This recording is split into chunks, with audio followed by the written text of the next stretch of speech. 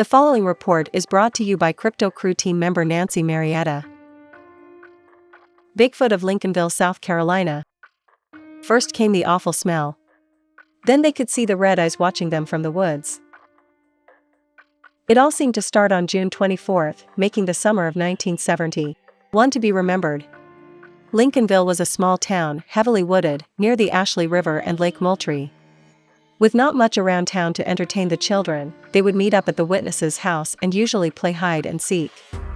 As the 6 children played, they would first become aware of an awful odor, as if something was dead. As they would slow their play and look around, they would see the red eyes watching them from the woods along the rear of the property, behind the chain-link fence that ran around the 1 to 2 acres of land. The witness was not certain how tall this watcher was, just that it was taller than any human she knew. The first time the watcher appeared, the children were so frightened they all ran into the house where the grandmother and cousin were told of the watcher. They did not believe the children's story. Throughout the summer the children would often see those red eyes in the woods, just standing there, watching them play. They would always smell the rotten odor before seeing the eyes. Another item of note was the dogs that were found in the neighborhood with crushed skulls. The authorities never did find an answer to what had happened to them.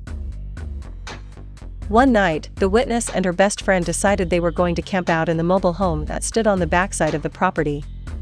During the night something began walking around the trailer, hitting it, and trying to get in. The two could see its shadow every time it came around the trailer. This continued until daylight.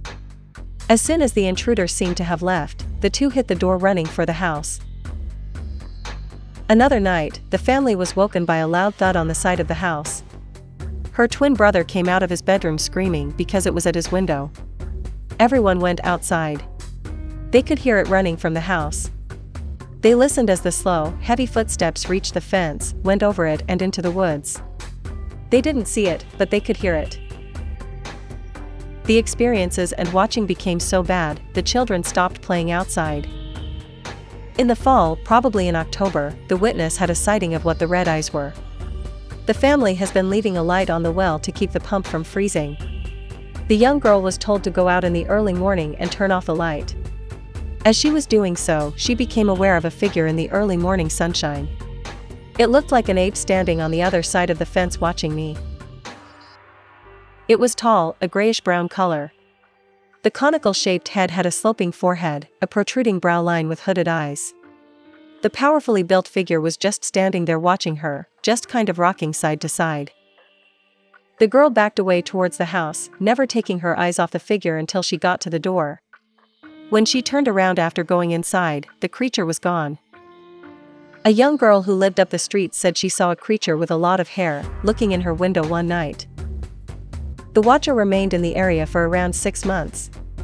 The strange activity and the red eyes in the woods stopped. The creature had apparently moved on. If you enjoyed this report and want to hear more like it, then make sure to click subscribe and the notifications bell.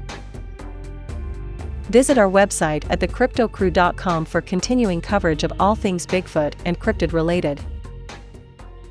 Thanks for watching.